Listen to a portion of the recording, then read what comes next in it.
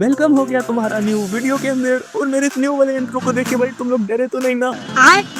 तो ये वीडियो होने जा रहा है बैटल्स थ्रू द हेवन के स्टार्टिंग से लेकर अब तक के टॉप 10 बैटल। तो ये वाली बैटल्स एक्शन से लेकर इमोशन तक फुल भरे पड़े हैं, तो मैं तुम्हें से किसी की गारंटी नहीं ले रहा। तो भाइयों अपनी अपनी पेंटे का स्लो यहाँ पर मैंने नंबर 10 पर रखा हुआ है लिंग यिंग वर्सेस युन लिंग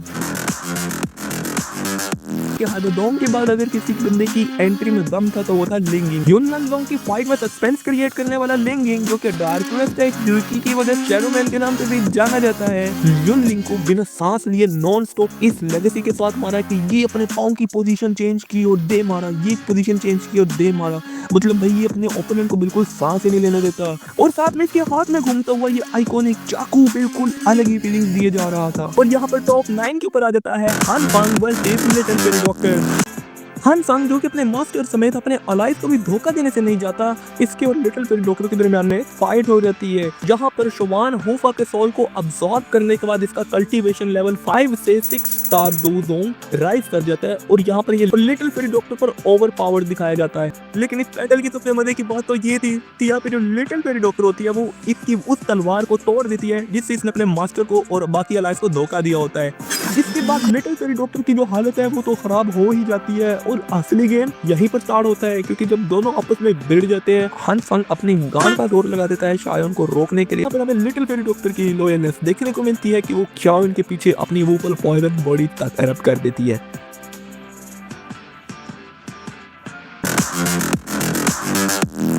तो यहाँ पर मैंने टॉप 7 के अंदर रखा हुआ है 3 legend in 1 frame versus 10,000 scorpion gate. शायबयान जो कि एक elite peak Dou Zong level का बंदा था, उसके और लिटिल फेरी डॉक्टर के दरमियान में यहाँ पर हो जाती है एक खतरनाक फाइट कि कैसे एक दूसरे को ये दे मार मार देते। और इसके दूसरे साइड पर हमें दिखाई देती है क्वीन मेडुसा, जो कि हॉल ऑफ सॉल्स के प्रोटेक्टर टाई को बिल्कुल सरफ से ऐसे धोती है कि कोई दाग रहने ना पाए। इस बैटल का असली मजा तो यहाँ पर आता है कि क्वीन मेडुसा जो कि शाओन को बोलते है कि जब तुम सिर्फ मरने वाले होगे मैं तुम्हें तब बचाऊंगी, तो जब शायबयान उसके ऊपर एक लीथल अटैक कर देता है मरने से पहले, तो जो क्वीन होती है वो उस शायबयान के तो बिल्कुल चीथड़े ही उड़ा देती है और साथ में वो उसके पूरे सेक्ट को भी तबाह करने लगती है।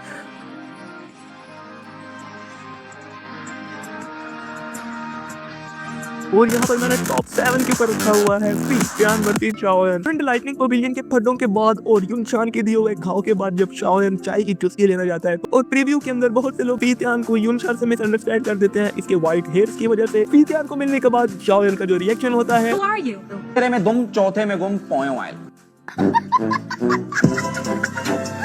आगे शाओन का पेट्रोल खत्म हो जाता है और फीतियान उसे पकड़ लेता है। इसके बाद फीतियान भी अपने लाइटनिंग लुईकी वाले भाले को घुमाता है और त्यान हुआ धंधे पर कर देता है अटैक। और जब दोनों अपने अटैक दे मारते हैं एक दूसरे के अंदर, त्यान हुआ धंधे यहाँ पर शाओन के चक्कर में फीतियान से बुरे वाला पिट जाते हैं। इसके बाद यहाँ पर राउंड 2 होता है जिसमें फीतियान सेम 3000 लाइटनिंग मूवमेंट का यूज करते हुए अपने भाले को घुमाता हुआ शाओन के अंदर मार देता है, जिससे शाओन वहाँ पर 2 उंगलियों से रोक लेता है। और फिर शाओन वहाँ पर दिखाता है अपना जलवा और अपने दाव जोंग रिंग निकाल लेता है, जिसको देख के फीतियान की आंखें बाहर आ जाती हैं और असल गेम यहीं पर स्टार्ट होता है। शाओन अपनी 3000 लाइटनिंग मूवमेंट का यूज करते हुए फीतियान को अनस्टॉपेबल दे मार मारी जाता है और यहाँ तक इसकी सीने की हड्डी तक तोड़ देता है और इस मलूमड़े को फिर वहाँ पे पकड़ लेते हैं लेजेंडे। लेकिन तुम लोगों ने इसमें एक बात नोट की होगी कि ये जो लेजेंडे है ये फीतियान को उठाकर भाई बिल्ले की बच्चे की तरह फेंक देता है। लेजेंडे अपने एल्डर्स को बिल्कुल भी रिस्पेक्ट नहीं करता। यहाँ पे तुमने अपने युनशान को तो देखा ही होगा कि जब युनलिंग की वहाँ पे गान फाड़ देता है शाओन, तो वो एटलीस्ट उसको क्योर करने तो भेज देता है। बैटल्स थ्रू द हेवन के अंदर फीतियान के स्टार्टिंग से लेकर अब तक के तमाम फाइट्स बहुत ही ऑसम रहे।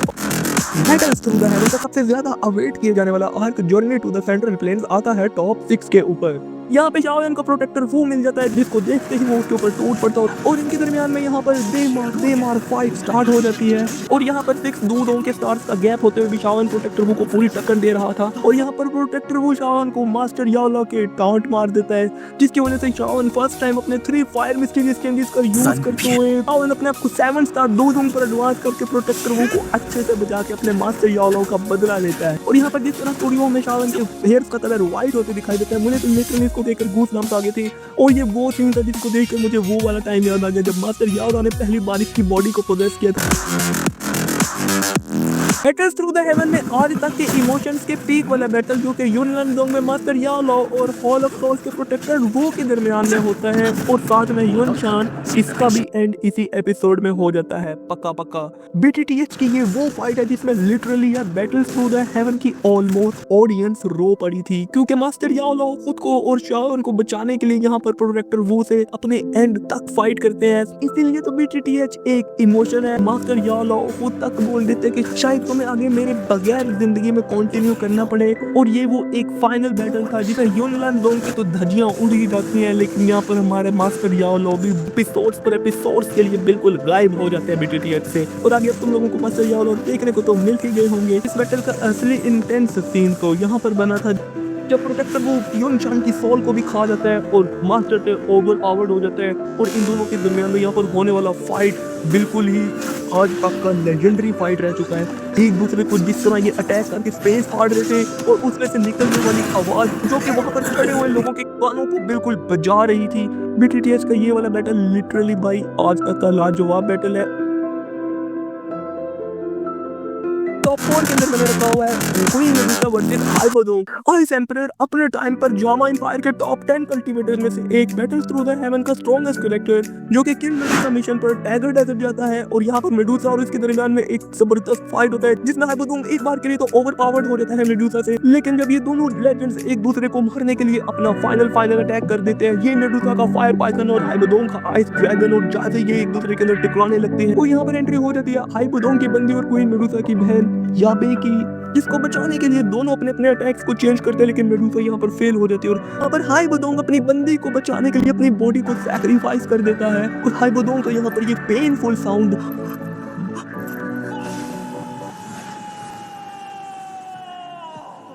और यहाँ पर टॉप 3 के ऊपर आ जाता है युन शान वर्सेस याओ लाओ, जहाँ पर लोग तो युन शान की एंट्री को ही देखकर इसके फैन हो गए थे, और आते सारी जिस तरह ये दाऊ होंग की पुंगी बजा देता है। बीटीटीएच का एक कूल मोमेंट जहाँ पर मास्टर याओ लाओ शाओन को पोजेस करते हैं, और युन शान जब मास्टर याओ लाओ को धमकी देता है। आज तक युन शान ने जिसको भी रोकना चाहे वो कभी भी अपनी मर्जी से यहाँ से नहीं जा सकता। 这么多年来，我灵山想要留下的人，还没有一个能够走得掉的。 और यहीं पर स्टार्टिंग होती है युन शान के जलवे की, कि जब वो अपनी दोइकी को कलेक्ट करने लगता है, और जैसे जैसे वहाँ पर एनर्जी जमा होती है और उससे बनने वाला एक खौफनाक टोर्नाडो, इसको देखकर लिटरली बीटीटीएच को देखने वालों को गूस बम्स आ जाते हैं, और आज भी अगर जाकर तुम लोग ये एपिसोड देखो तो तुम लोगों को गूस बम्स आ जाएंगे। साथ में हमारे मास्टर याओ लाओ जो कि अपने फ्लेम स्पिट सुनामी को चार्ज करते हुए हेवन चॉन रोलर पर हाथ मारते हैं, और ये युन शान अपना विंड पीक पर अटैक कर देते हैं मास्टर याओ लाओ के ऊपर, और इसके बाद जैसे ही ये दोनों अटैक आपस में टकराने लगते हैं,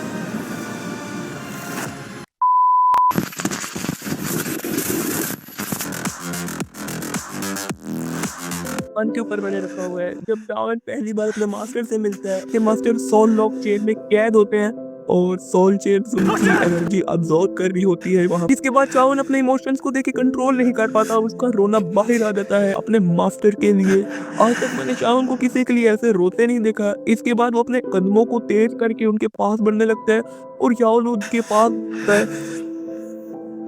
याओ लाओ के पास जाने लगते हैं, और वहाँ पर उसको वो तमाम मेमोरीज याद आने लगती है जब मास्टर याओ लाओ से पहली बार मिले थे। 小娃娃，用不着这么暴怒吧？ मैंने एपिसोड रिलीज हुआ था तब मैंने इस एपिसोड को नहीं देखा था, बल्कि मुझे इसको कुछ अलग से एक्साइटमेंट था, और मैंने अपने सारे काम निपटाने के बाद इसे रात को एलईडी पर देखा था अकेले, और ताकि मैं इसको अच्छे से एंजॉय कर सकूं। तो मुझसे कुछ लोग पूछेंगे कि भाई टॉप 2 पे जो बैटल था वो किधर गया, तो भाई देखो शाओन वर्सेस फैंकिंगर, शाओन वर्सेस फीतियान इन अरीना, शाओन का 3000 बर्निंग फ्लेम को रिफाइन करना, शाओन वर्सेस वांग चेन, मतलब जितने भी वो यहाँ पे सेंट्रल प्लेन्स में आके फड़ने करता है वो क्यों करता है, अपने मास्टर को बचाने तो आता है सेंट्रल प्लेन्स में। तो ये वजह थी कि इसको मैंने टॉप 2 के ऊपर रखा, और टॉप 1 के ऊपर आता है वो वाला बैटल जो अभी तक हुआ ही नहीं, मतलब नॉवेल्स में तो हो चुका है और मैनहुआ में भी। तो ये बैटल यूं होगा कि जो ज़ाई लिंग है शाओन उसके साथ लड़ेगा, और यहाँ पर एंट्री हो जाएगी लाइन्स कैनन की, और उसकी क्या ही एंट्री होगी भाई, वो बिल्कुल वाटर टाइप दुई रखता होगा, और जैसे ही वो एंट्री करेगा तो उसकी जो इर्द गिर्द का सारा माहौल है ना उसकी एनर्जी की वजह से चेंज हो जाएगा। और यहाँ पर हमारे आ जाएंगे मास्टर याओ लाओ, जो कि बहुत एक्साइटिंग सीन होगा आगे। मास्टर याओ लाओ को फिर से देखना उनकी पीक पावर के अंदर, तो जब वो आएगा तो मुझे उम्मीद है कि स्टूडियो उसे बहुत अच्छे से बनाएगा। तो वो होगा यहाँ पर टॉप 1 के ऊपर। मुझे नहीं पता तुम्हें ये वीडियो अच्छा लगा या नहीं, लेकिन मैंने इसे बहुत दिल से बनाया, तो मेरा दिल रखने के लिए इसे लाइक कर देना। और साथ में अगला वीडियो आने वाला है हॉल ऑफ सॉल्स के ऊपर, जिसमें मैं तुम्हें हॉल ऑफ सॉल्स के बारे में ऐसे ऐसे शॉकिंग फैक्ट्स बताऊंगा उस वीडियो में। और हॉल ऑफ सॉल्स बाकी कॉन्टिनेंट पर कितनी बड़ी तोप है, जिसको देख कर तुम लोग भी कहोगे मजा आया।